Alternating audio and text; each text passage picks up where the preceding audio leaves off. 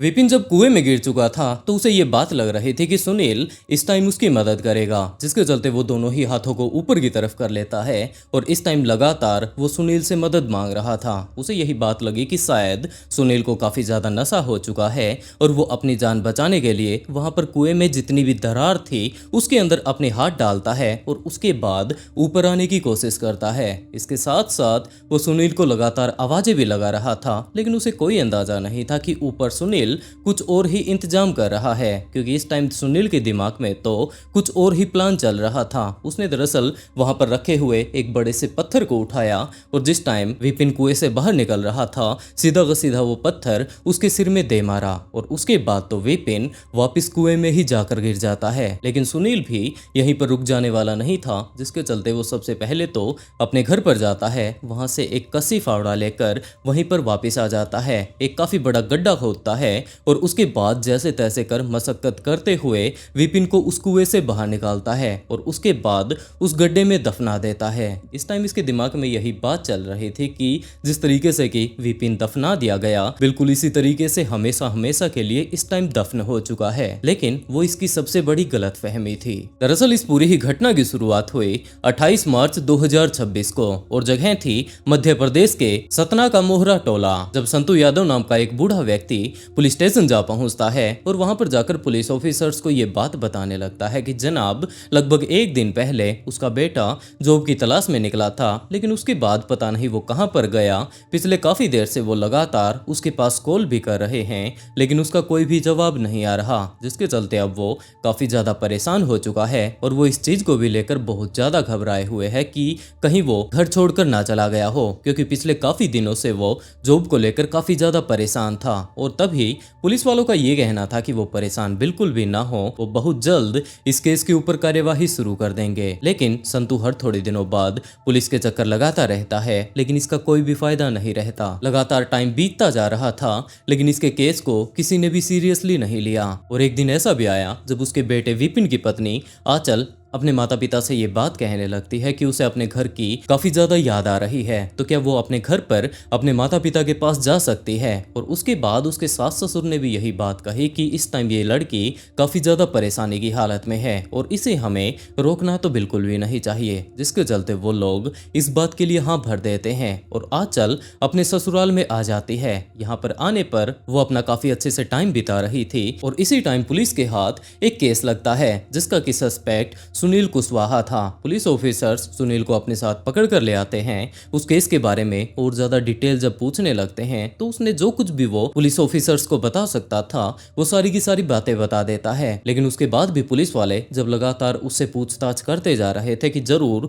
तुझे इस केस के बारे में कुछ ना कुछ और भी पता होगा, और ज्यादा डिटेल निकालने के लिए पुलिस वाले जब उसके कॉल हिस्ट्री को चेक करने लगते हैं कि इसका किस किस के साथ संपर्क रह चुका है, तभी पुलिस को ये बात पता चलती है कि ये बंदा आंचल नाम की एक महिला के साथ काफी ज्यादा संपर्क में रहा है। और इसी बारे में जानने के लिए पुलिस ऑफिसर्स आंचल के घर पर जा पहुंचते हैं। वहां पर जाकर उससे पूछताछ करनी शुरू कर देते हैं कि तुम सुनील से पिछले काफी दिनों से लगातार बातें करती आ रही हो, एक एक दिन में 10 से 15 बार तुम लोग कॉल करते हो, आखिरकार इसका मामला क्या है, तुम किस तरीके से उसके संपर्क में हो। और इसी टाइम सुनील भी ये बात कहने लगता है। आंचल का भी यही कहना था कि ये दोनों भाई बहन हैं, एक भाई अपनी बहन के पास कॉल कर सकता है, एक बहन भी अपने भाई के पास कॉल कर सकती है, इसमें कोई भी गलत नहीं है। लेकिन जब पुलिस ऑफिसर इस केस की तहकीकात कर लेने के बाद वापिस आ रहे थे कि उसी टाइम आंचल के गांव के कुछ एक लोगों ने ये बात बोलनी शुरू कर दी कि जनाब पिछले काफी दिनों से आंचल का पति गायब है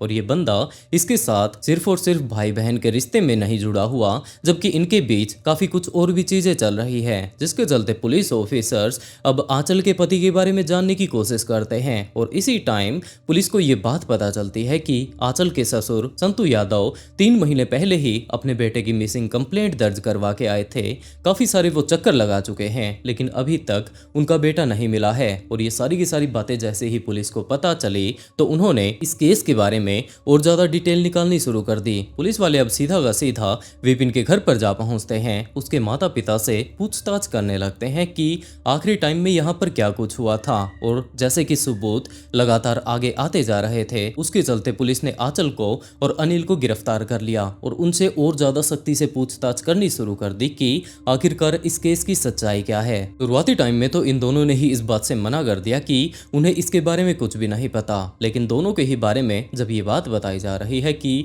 तुम्हारा पति गायब हो चुका है, और दूसरी तरफ सुनील का तो ये कहना है कि उसके गायब होने के पीछे उसकी पत्नी ही है, दूसरी तरफ सुनील को भी यही बात बोली जाती है, जिसके चलते एक टाइम ऐसा भी आया जब वो दोनों ही टूट जाते हैं और उसके बाद एक काफी ज्यादा खौफनाक कहानी पुलिस के सामने आती है। ये बात पता चलती है कि सुनील और आंचल शुरुआती टाइम में एक दूसरे से काफी ज्यादा प्यार किया करते थे, लेकिन टाइम बीतने के साथ साथ एक टाइम ऐसा भी आया जब आंचल की शादी फिक्स कर दी जाती है। आंचल इस टाइम विपिन से शादी नहीं करना चाहती थी, वो अपने प्यार अनिल के साथ ही रहना चाहते थे, लेकिन इसके माता पिता ने इस बात से इनकार कर दिया। लेकिन आंचल को जब इस बारे में पता चला तो उसने अपने माता पिता से इस बात से साफ इनकार कर दिया कि वो किसी और से शादी नहीं कर सकती। दरअसल इस टाइम वो किसी से प्यार करती है, लेकिन जैसे ही उसके घर वालों को ये बात पता चली तो उन्होंने उसे धमकाना शुरू कर दिया और उसके बाद आंचल भी ज्यादा कुछ नहीं बोल पाई और उसकी विपिन के साथ शादी करवा दी जाती है। शादी के बाद वो अपने ससुराल चली जाती है, लेकिन पीछे से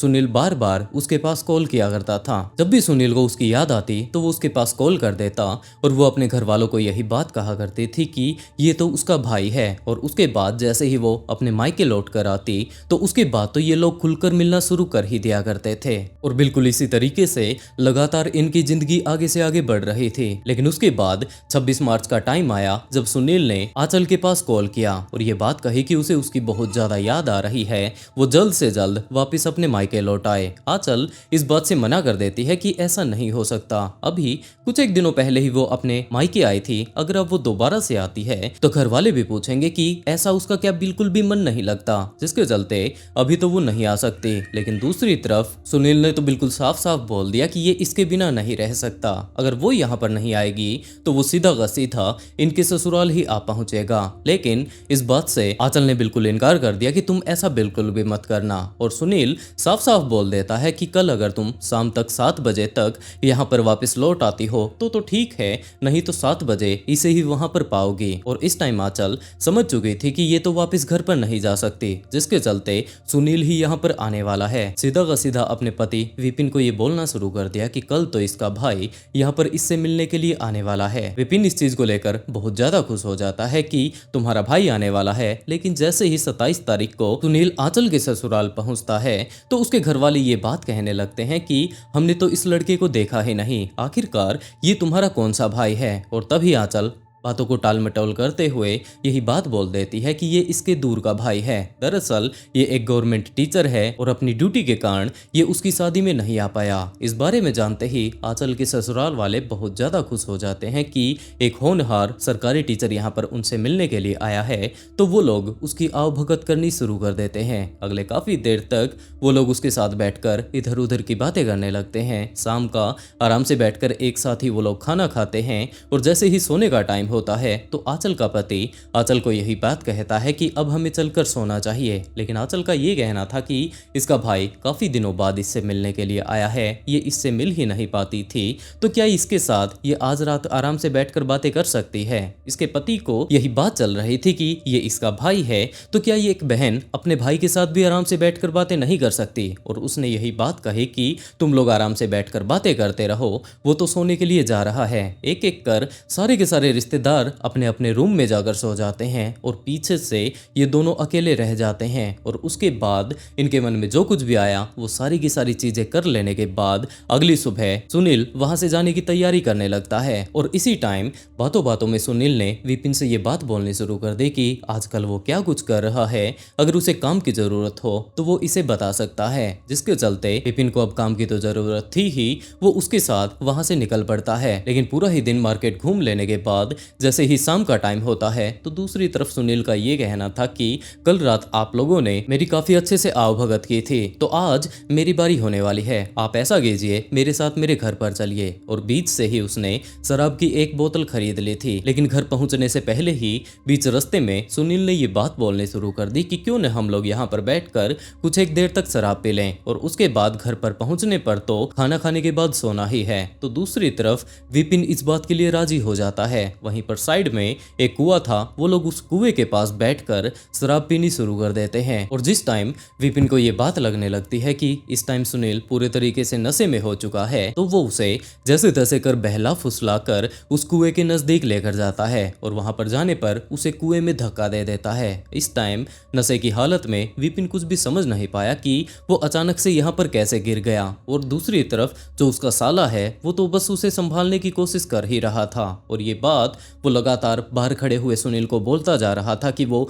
अंदर गिर गया है, तो जैसे तैसे कर मदद करके इसे बाहर की तरफ निकालो। विपिन के दिमाग में इस टाइम ये बात भी चल रही थी कि ये दोनों के दोनों यहाँ पर बैठकर शराब पी रहे थे, तो हो सकता है सुनील को भी इस टाइम हद से ज्यादा नशा हो चुका हो। और जैसे तैसे कर मशक्कत करते हुए, क्योंकि वो ज्यादा गहरा कुआं नहीं था, वो वहां पर जितनी भी दरारें थी उनमें उंगलियां डालते हुए ऊपर आने की कोशिश करता है। लेकिन दूसरी तरफ सुनील तो अपने अगले प्रोसेस पर लग चुका था। वो वहीं पर आसपास में एक बड़ा सा पत्थर ढूंढता है, उसे वहां पर लेकर आता है और अंदर की तरफ जैसे ही उसने देखा तो यही बात पता चलती है कि विपिन तो इस टाइम ऊपर आने की कोशिश कर रहा है और उसने वो बड़ा सा पत्थर सीधा का सीधा विपिन के ऊपर फेंक दिया। इस टाइम विपिन पानी से काफी ज्यादा ऊपर था। वो पत्थर जैसे ही उसके सिर में लगा तो वो जाकर पानी में वापस गिर जाता है। इस टाइम उसके सिर पर पत्थर लग चुका था, जिसके चलते शायद वो उसी टाइम बेहोश हो गया होगा। वो दोबारा से विपिन को आवाज लगाने की कोशिश करता है, लेकिन अंदर से कोई भी आवाज बाहर नहीं आई। इस टाइम वो काफी ज्यादा नशे में था,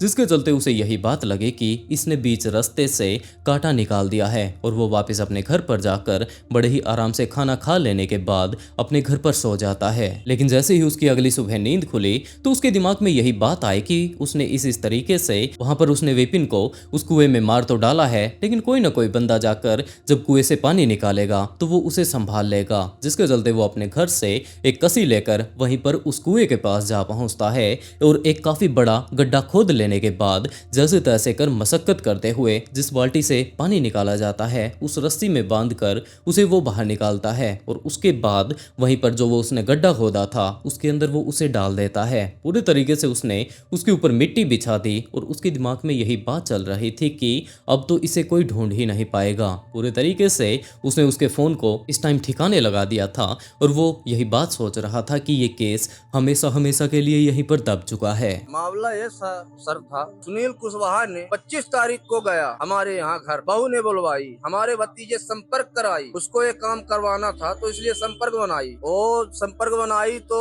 उससे 25 तारीख को आया, 26 को हम लोगों से भतीजे कुछ नहीं बताया। वो उसको लहाय पुटिया के सुबह करीब 10 बजे के समय में हमारे घर से निकाल ले गया। 12 बजे के समय में वो आ गया यहाँ बेला में, लगवाया तो बोला कि मैं बेला में हूँ, अपने साथ मतलब सुनील कुशवाहा के साथ में हूँ, मेरा साला है तो उसके साथ में हूँ, मेरे काम दिलवाने के लिए आया, मैं काम के चक्कर में आया हूँ कि चले जाओ इसके साथ, तुमको काम लगवा देगा। तो मैंने चला आया हूँ। फिर जब चला आया सुनील कुशवाहा ने मार मूर के मोबाइल छड़ा लिया, उतनी देर से फोन नहीं लगा तो हम लोगों को शंका हो गई। तो इसको दालू वालू ये होते कुछ पिलाया खिलाया, कुआं के पास बैठाया था, वहाँ इसको मारा, कुआं में ढोस दिया। सर मेरा भतीजा कुआं में गिरा, डूबा से उछल के ऊपर आया, चढ़ने की कोशिश किया तो ऊपर से सर पत्थर ने पटक दिया सुनील कुशवाहा ने। ये सुनील कुशवाहा ने खुद बताया पुलिस वालों के सामने कि हमने इस घटनाएं पर उसके साथ किया गया। दूसरी तरफ विपिन के पिता इस टाइम काफी ज्यादा परेशान हो चुके थे कि उसका बेटा इस तरीके से गया जरूर था, लेकिन अभी भी वो वापस लौट कर नहीं आया। और उनके दिमाग में यही बात चल रही थी कि पिछले काफी दिनों से वो नौकरी के लिए दर दर भटक रहा था और उसे जॉब नहीं मिल रही थी, तो कहीं वो अपना घर छोड़कर यहाँ से भाग तो नहीं गया। और इसी बात की परेशानी लेकर वो अगले दिन, क्योंकि पिछले काफी देर से वो उनके पास कॉल भी कर चुके थे लेकिन लगातार उसका फोन बंद आ रहा था, जब सुनील के पास कॉल किया जाता है तो उसका तो यही कहना था कि वो यहाँ से वापस जा चुका था। और आखिर में थक हार कर जब उसके घर वालों को उसके बारे में कुछ भी पता नहीं चला, वो लोग सीधा का सीधा पुलिस स्टेशन जा पहुंचते हैं। लेकिन पुलिस वालों ने अगले काफी दिनों तक इस केस को ज्यादा सीरियसली नहीं लिया। लेकिन अब अगर देखा जाए तो सुनील भी पकड़ा जा चुका था, आंचल भी पकड़ी जा चुकी थी, जिसके चलते वो लोग उन्हें पकड़कर उसी कुएं के पास लेकर जाते हैं। और पुलिस के द्वारा जब वहां पर खुदाई करवाई जाती है तो एक काफी हद तक गली सड़ी बॉडी वहां से बाहर निकलती है। उसे पूरे तरीके से एग्जामिन करने के लिए पोस्टमार्टम के लिए भेज दिया जाता है, उसकी फोरेंसिक टेस्ट करवाए जाते हैं और दूसरी तरफ इन दोनों को गिरफ्तार करके इनके ऊपर केस चलाना शुरू कर दिया जाता है। इस टाइम विपिन के माता पिता सिर्फ और सिर्फ इतना ही बोल रहे हैं कि अगर इस लड़की को उनका बेटा पसंद नहीं था तो वो शादी से पहले भी मना कर सकती थी। अगर वो ऐसा कर देती तो आज उनका बेटा उनसे अलग नहीं होता। और दोस्तों, आप लोग इस पूरी की पूरी घटना को जान चुके हैं, तो आप लोग इस केस के बारे में क्या कहना चाहेंगे? आप लोग अपनी राय कमेंट बॉक्स में जरूर बताइएगा। और अगर स्टोरी सुनाने का तरीका अगर पसंद आया हो तो वीडियो को लाइक कर ऑफबीट पॉडकास्ट को सब्सक्राइब जरूर कर लें, क्योंकि देश दुनिया में घटने वाले इसी तरीके के काफी सारे ट्विस्टेड केस मैं यहाँ पर लेकर आता रहता हूँ। और इसी के साथ दोस्तों, आज का शाउट आउट लूका को and write beautiful comment to get a shout out in next video. बहुत जल्द मिलते हैं एक और नए ट्विस्टेड केस के साथ।